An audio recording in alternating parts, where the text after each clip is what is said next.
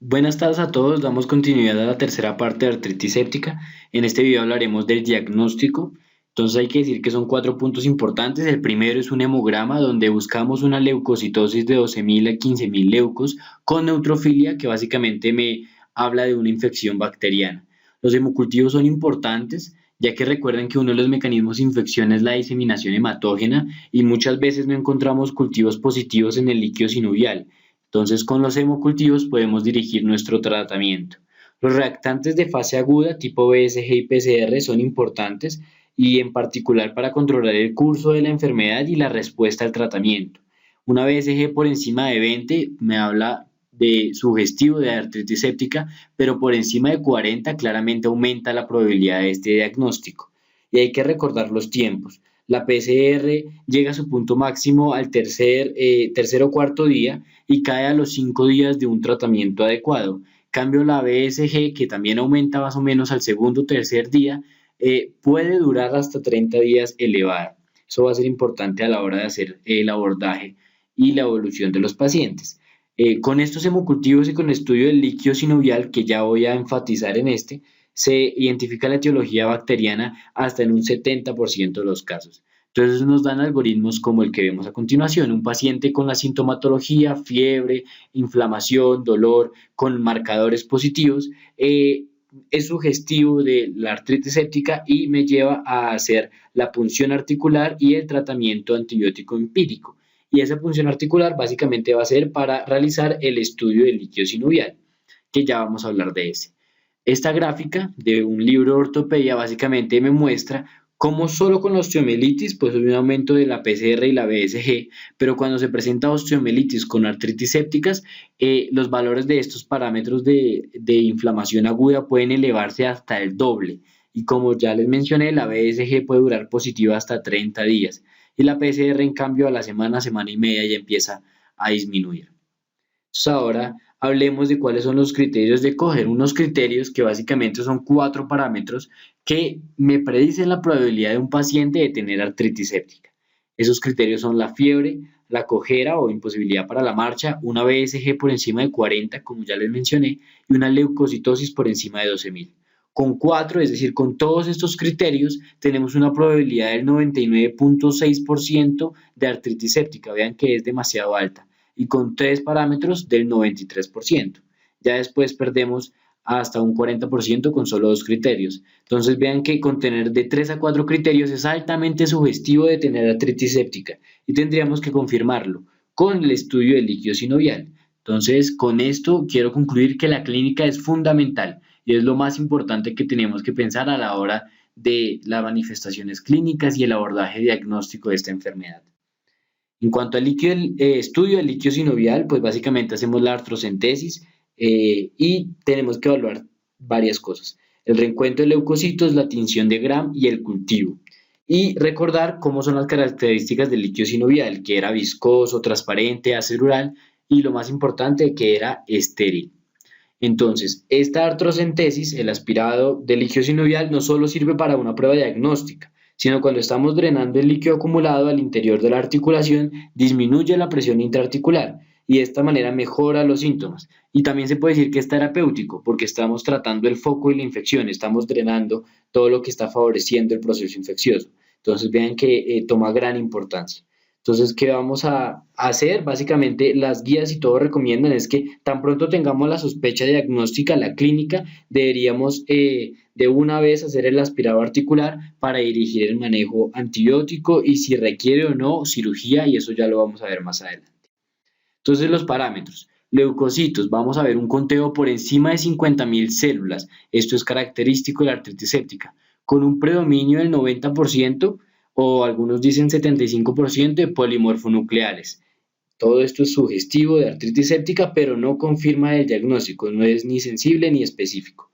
El GRAM, hay un punto importante que hay que aclarar y es que el líquido sinovial tiene efectos bacteriostáticos. Entonces vean que hasta en un 50% de los pacientes el GRAM puede salir negativo. Eso no quiere decir que no tenga artritis séptica. Y los cultivos, pues es el gold estándar y en algunos artículos hablan de que incluso el uso de PCR para ciertos patógenos en líquido sinovial tiene una superioridad con respecto a los cultivos, pero entonces identificar como tal el patógeno es el gol estándar para hablar de la artritis séptica. Pero de nuevo, muchas veces no lo podremos identificar rápidamente y tenemos que hacer un manejo empírico adecuado. Y con eso les traigo el diferencial del líquido sinovial, donde vemos las características del normal, de un líquido séptico, de un líquido inflamatorio, de un líquido traumático. De nuevo, leucos por encima de 50.000, más de 90 polimorfonucleares, puede haber disminución de la glucosa y el líquido es turbio, puede tener un color amarillento o verdoso. Listo, esas son las características del líquido de la artritis séptica. Y ahora quiero enfatizar, cuando hablábamos de la etiología, decíamos que hay unos patógenos en particular con unos factores de riesgo específicos, y lo vamos a ver con las tinciones de Gram. Entonces tenemos esta primera. Básicamente acá vamos a ver cocos gram positivos, que si les digo cocos gram positivos, coagulasa positivo, catalasa positivo, pues hablamos del Staphylococcus aureus, que recuerden que es el más común en todos los grupos de edad, se puede asociar a infección de piel o tejidos blandos y puede presentarse con meticillinoresistencia en pacientes que tengan antecedentes de enfermedades pulmonares, así se ha descrito en algunas revisiones. ¿Qué otros estafilococos? Pues los coagulasa negativo, como el epidermidis. Estos se asocian en pacientes que tienen prótesis articulares. ¿Listo? Los coagulasa negativo. Acá que tenemos en esta gráfica, tenemos otros cocos gram positivo, que pues son streptococos, y de estos tendríamos que hablar de los más importantes. El Streptococcus pyogenes, que es común en niños mayores de 5 años, recuerden, causa faringoamigdalitis bacteriana. El neumococo, importante, que pues no es la gráfica, pero también es otro coco gram positivo, que ocurre sobre todo en menores de 2 años, que vean que hay un punto importante y es que los serotipos causantes de la artritis séptica y el neumococo no los cubre la vacunación. Entonces puede presentarse en cualquier tipo de paciente, así esté vacunado. Y el Streptococcus agalactiae, como ya lo hemos mencionado, en pacientes menores de 3 meses, en neonatos.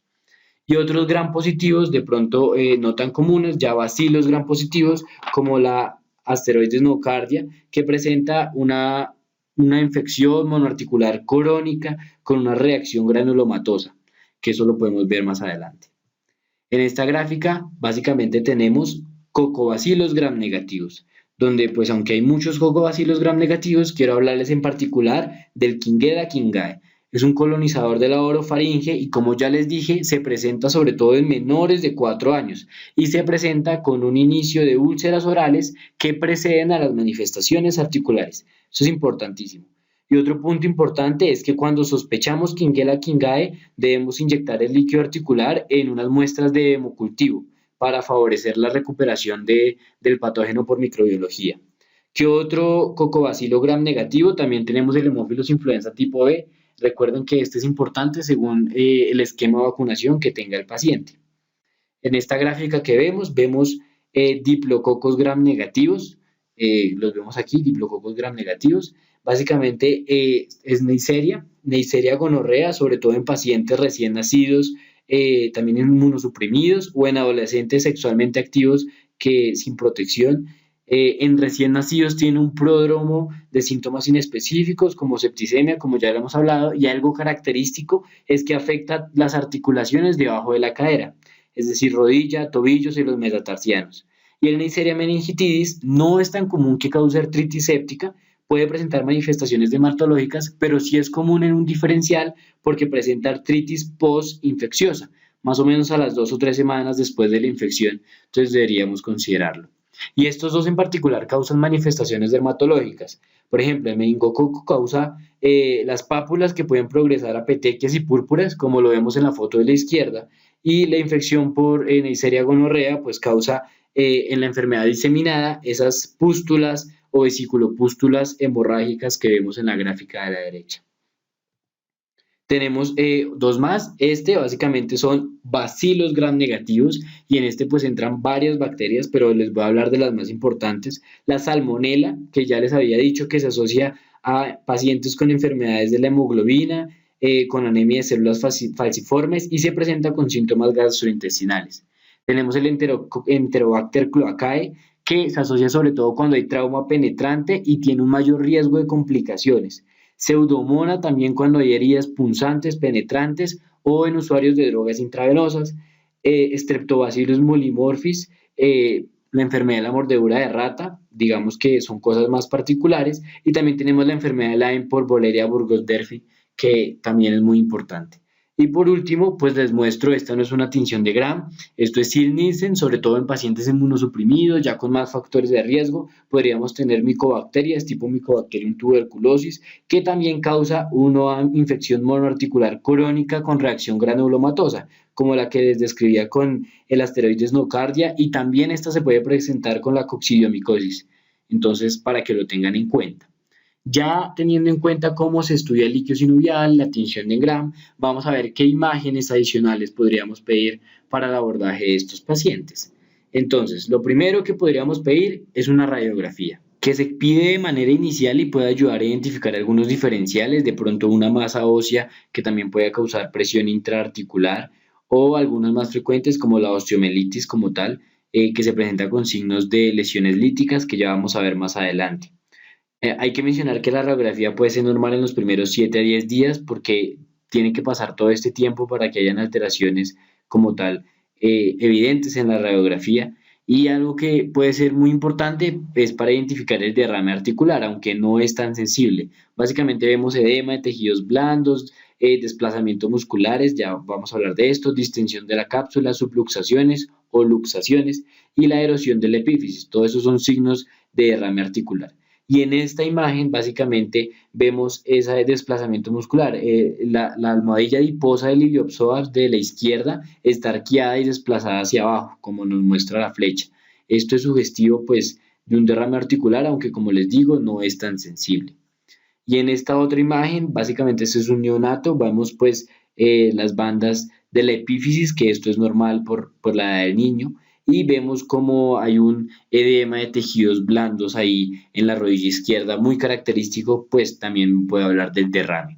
Eso en cuanto a la radiografía. El segundo es la ecografía. La ecografía, digamos que es muy importante, es muy útil y es muy sensible para detectar el derrame articular. Tiene un valor predictivo negativo muy alto y puede guiar además el aspirado diagnóstico que ya miramos para evaluar el líquido sinovial. Es importante que es muy sensible para detectar el derrame articular, pero no me confirma la infección, solo me confirma que hay un derrame articular. Como lo vemos aquí, pues acá podemos ver la gráfica nos permite las estructuras normales y dónde estaría el derrame en esta gráfica. En la siguiente gráfica vemos la acumulación de líquido anecoico en la cadera izquierda, ahí al lado del cuello femoral, todo este derrame que además provoca que el músculo glúteo menor también tenga alteraciones y vean que cuando drena, en esta imagen que no se presenta tal colección, pues no encontramos ese líquido anecoico, no hay alteración del músculo que vemos en la otra imagen. Y acá esta es otra ultrasonografía, esta es de la rodilla, vean cómo podemos comparar una rodilla con derrame articular, que es la del lado izquierdo, la foto B, vemos todo ese líquido anecoico, en cambio en el lado C pues no presenta alteraciones y esta pues está normal. Y tendremos también algo más sensible y específico para detectar los cambios en las articulaciones, que básicamente es la resonancia magnética. En términos generales no tiene mucha utilidad para la artritis séptica porque es muy costosa, tiene problemas prácticos, toca sedar a los pacientes. Recuerden que en la población pediátrica esto podría ser muy complicado, entonces realmente casi que no se usa sobre todo cuando hay fallo terapéutico, queremos evidenciar específicamente de pronto algunos diferenciales en particular, pero claramente podremos identificar con mayor sensibilidad los signos de osteomielitis, como vemos en esta imagen, las alteraciones en la epífisis sugestivas de disminución del flujo, digamos como en esta gráfica, que puede ser debido al aumento de la presión intracapsular. Entonces, de nuevo, pues aunque es más sensible y específica, realmente no tiene tanta utilidad. Entonces, en términos generales, la ultrasonografía es muy importante para la detección de la efusión articular y puede guiar la artrocentesis con una sensibilidad del 93% y una especificidad del 99%. Entonces, vean que toma gran importancia. Entonces ya más o menos tenemos el diagnóstico, la clínica, después que pedimos el hemograma, los reactantes de fase aguda, los hemocultivos, el estudio del líquido sinovial, que también tenemos ahí los leucocitos, el GRAM, el cultivo del líquido sinovial, algunas imágenes donde la ultrasonografía realmente es la más utilizada y práctica, y ya podríamos mirar cuáles son algunos diferenciales de esta patología para empezar a hablar como tal del manejo. Entonces, uno muy importante es la hemartrosis. Puede ser la primera manifestación de un trastorno hemorrágico, entonces siempre debemos considerarlo y esto se descartaría con el estudio del líquido sinovial. Masas óseas, como ya les dije en la radiografía, la enfermedad inflamatoria intestinal pues presenta síntomas gastrointestinales, manifestaciones dermatológicas, pero también síntomas osteoarticulares. Una muy importante es la artritis idiopática juvenil, perdón, o la enfermedad de Still, pero esta también tiene unas características particulares, tiene un inicio gradual de los síntomas, no es tan dolorosa, el edema no es tan marcado, se asocia también a un rash y a otras manifestaciones extraarticulares. Tenemos otras, la artritis psoriática, la enfermedad de Kawasaki, la enfermedad del suero, donde pues característico está la fiebre y las erupciones, que son muy frecuentes, también que es poliarticular, y la púrpura de Henoch-Schönlein, que también presenta esas púrpuras características. Ya teniendo en cuenta cuáles son estos diferenciales, en el próximo video vamos a hablar como tal del manejo empírico de la artritis séptica.